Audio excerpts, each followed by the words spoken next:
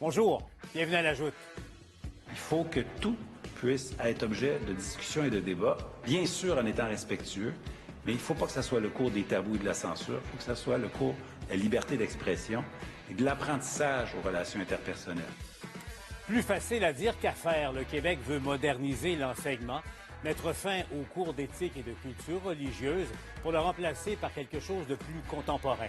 Plus facile à dire qu'à faire parce que même si l'accueil est généralement positif, il s'en trouve quand même assez nombreux pour critiquer, mettre en garde contre l'endoctrinement des élèves, parce qu'il sera largement question de culture québécoise dans le nouveau cours. Que La Joute commence.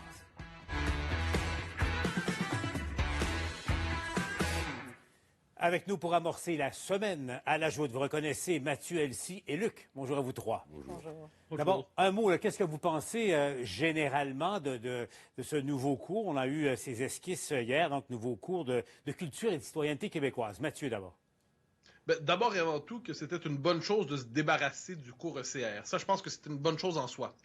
Une fois que c'est dit, le nouveau cours, s'il s'agit de transmettre des grandes références de la culture québécoise, de trouver une espèce de tronc commun, d'une espèce de patrimoine partagé qu'on a au Québec, qu'on soit fédéraliste, souverainiste, autonomiste, de gauche, de droite, je trouve que cela va de soi. Je ne vois pas de scandale. Et quand j'entends endoctrinement, je ris et je m'étouffe parce que ça fait 15 ans qu'on a un cours qui avait une volonté explicite d'imposer une idéologie aux élèves. Et là, il s'agit simplement de transmettre la culture québécoise et ça fait scandale. Il y a quelque chose là-dedans d'inattendu, pour ne pas dire de loufoque. Elle sait. Moi, je trouve que c'est une bonne nouvelle et c'est surtout l'aboutissement aussi de quelque chose. Il faut se rappeler que le cours existe depuis 2008 et c'était le cours qui était là pour remplacer les cours de morale et de religion. Et c'est comme si à l'époque, on n'avait pas réussi à complètement évacuer cette question religieuse du cursus scolaire.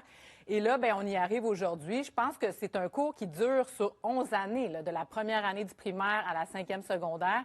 Donc, on va pouvoir... Moi, j'écoute les thématiques qui sont mises de l'avant. C'est très intéressant. L'ajout des questions environnementales, notamment.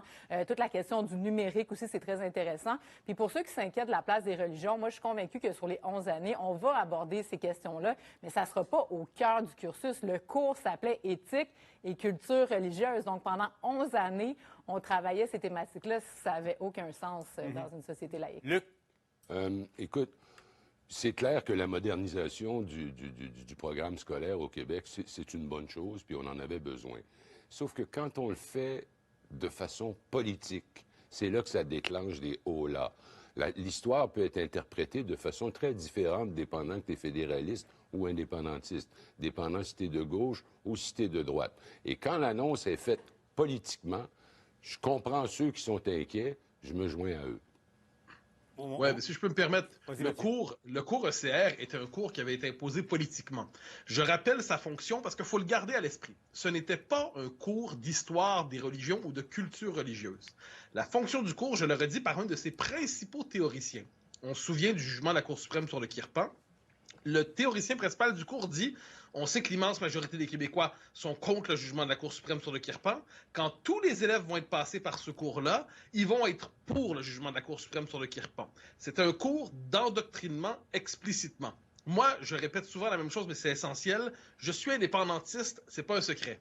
Si on voulait imposer l'indépendance du Québec à l'école, je m'y opposerais.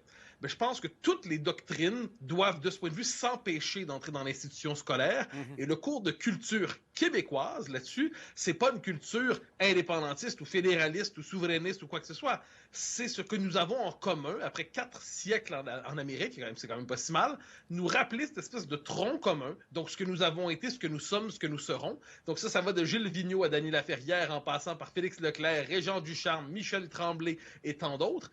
Et ça, pour moi, cette espèce de tronc commun avec des références historiques, géographiques, littéraires, musicales, tout ça, c'est ce qui permet de trouver un bon filon de transmission culturelle. Ça ne veut pas dire qu'il faut endoctriner. Évidemment qu'il ne faut pas endoctriner à l'école, mais je ne pense pas que transmettre la culture d'un pays dans une école, c'est endoctriner. Luc, là-dessus, Luc et Mathieu, vous pensez la même chose. Mais Luc, ce que tu soulèves, au fond, c'est la mise en marché hier, l'annonce et les messages de plusieurs ministres. C'est ça? Nous sommes dans une atmosphère hyper politique. La politique avait perdu ses droits là, pendant la pandémie, mais là, on recommence. Là. Puis là, ça y va vite, puis on s'en va vers une élection. je ne peux pas m'empêcher de penser qu'ayant vécu en Espagne, c'était bien connu, Franco avait beaucoup utilisé le système scolaire pour vendre sa salade. Salazar au Portugal aussi. Je ne suis pas en train de dire qu'on se compare à un ou à l'autre. Je dis simplement, quand ça se fait dans un cadre politique, je ne fais qu'une chose, c'est soulever une inquiétude. Mais j'ai l'impression que vous dites un peu la même chose. Là. Attention, danger, si on prend ce cours-là pour idéologiquement, au fond, donner un cours à l'apprentissage des jeunes, attention, danger. Mais si je peux me permettre, pas attention. Dans les faits, je vois pas trop de danger. C'est-à-dire, sur le côté culture québécoise, je dis pas danger du tout. Le côté éthique, c'est un peu différent. Parce que là, il y a deux choses. Éthique, ça peut servir à fourguer toute une série d'idéologies, de l'environnementalisme au néo-féminisme, à toutes ces affaires-là. Ou ça peut apprendre à débattre. Et ça, c'est important. Qu'est-ce que c'est débattre? C'est que même si je suis vraiment convaincu de mon affaire, la personne en face de moi est en droit de penser autrement et je dois chercher à comprendre ses raisons. Voilà. Ça, c'est ce qui est le plus manquant aujourd'hui dans notre société. Donc, si on est capable d'amener par ce cours-là, d'abord à transmettre cette culture que nous avons en partage et que nous aimons, et au même moment d'avoir cet élément d'éducation démocratique qui consiste pas à embrasser une idéologie ou une autre, mais apprendre à débattre, ça, franchement, c'est une très bonne chose. Mais franchement, je ne m'inquiète pas d'être devant un cours d'endoctrinement sur le mode classique. C'est un peu le contraire, c'est ce qui fait que le cours qui se dessine est appréciable. Oui, parce qu'on verra, il y a trois axes là, dans le cursus rendu public par le ministre. Il y a effectivement cet aspect-là, là, apprendre à débattre et à se respecter. Mais voyons, Elsie, le premier volet sur la culture québécoise, parce que c'est une des pierres d'assises de ce que le ministre a annoncé. Vois-tu problème à ce qui a été mis de l'avant hier? Bien, tu sais, l'enjeu, c'est que dans la conférence de presse, on a parlé des valeurs québécoises. Donc, dès qu'on dit ce mot-là, c'est sûr que ça soulève une inquiétude. Et là où je rejoins Luc, c'est que le gouvernement a décidé de faire de ce cours-là comme une annonce politique importante. Donc, annoncée hier, dimanche, pour avoir la couverture des médias le lundi. Tournée médiatique du premier ministre, donc pour appuyer son ministre de l'Éducation, qui d'ailleurs est dans l'eau chaude. Donc, on ne sait pas trop si l'annonce, ils mettent beaucoup d'emphase sur l'annonce pour essayer de changer le narratif sur le ministre Roberge ou si c'est la réforme en soi. Donc, cet aspect-là, de l'avoir politisé, peut-être qu'on n'aurait pas dû. En même temps, je pense que c'est quand même important. Le cours a un impact vraiment large, comme je mentionnais, là, de la première année du primaire à la 5e année du secondaire. Bref, c'est important. Mais c'est vrai que je rejoins sur plusieurs points, Mathieu, mais si ça se fait dans un monde idéal comme celui qu'il vient de décrire, bravo. J'ai juste hâte de voir quand on va arriver à bon port. Je crois pas au monde idéal. Je crois pas qu'on est dans un monde idéal, on s'entend. Et puis je pense que par définition, l'éducation a une dimension politique, inévitablement, j'entends.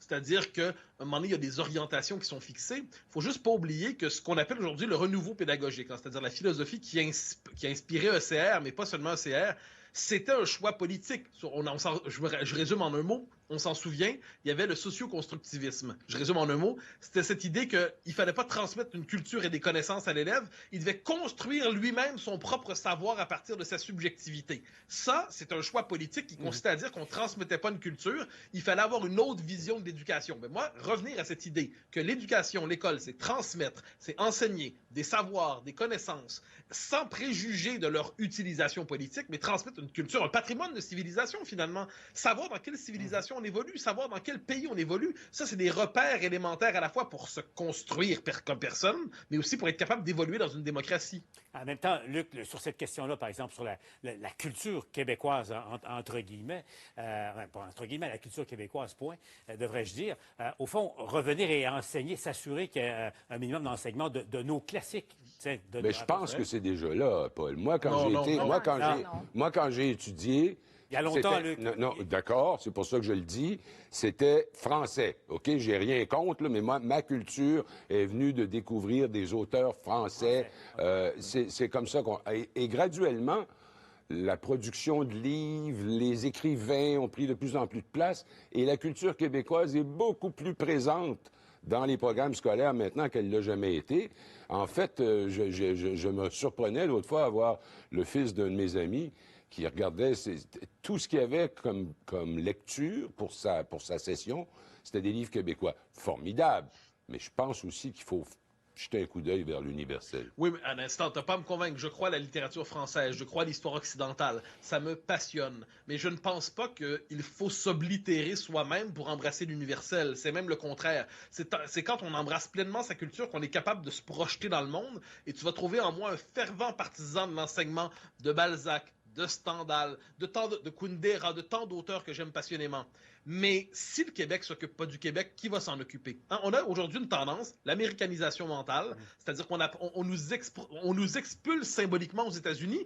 Quelquefois, on raconte l'histoire du Québec, on a l'impression que c'est l'histoire du sud des États-Unis. C'est fou. On a aussi le phénomène, c'est important aussi aujourd'hui, avec la mondialisation, perte de repères. Et pour les nouveaux arrivants, il ne faut pas l'oublier, qui arrivent dans la société québécoise, si l'école québécoise ne leur offre pas le Québec en partage, qui le fera? Donc, on se retrouve finalement avec des tendances lourdes qui poussent à la dissolution de la culture nationale. Et l'idée, c'est de la ressaisir. Et je pense que c'est pas contradictoire avec l'universel. Tu ne m'entendras jamais dire du mal de l'enseignement de Balzac, mais c'est pas contradictoire avec l'enseignement de Gilles Vigneault. Écoutons ce que disait le ministre Roberge tout à l'heure là-dessus sur nos ondes.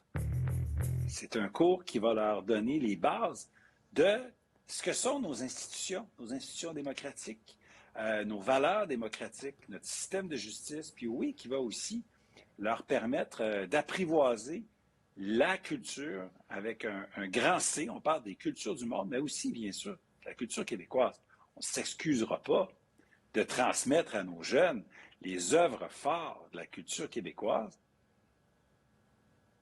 Un mot, Elsie? Bien, là-dessus, c'est ça, c'est que dans une période où, par ailleurs, les enfants et les jeunes, puis de plus en plus jeunes, s'informent beaucoup sur YouTube, sur TikTok, bien des foyers n'ont même plus la télévision, là, tu sais, donc ça va être d'autant plus important qu'on puisse retrouver dans le milieu scolaire des référents communs.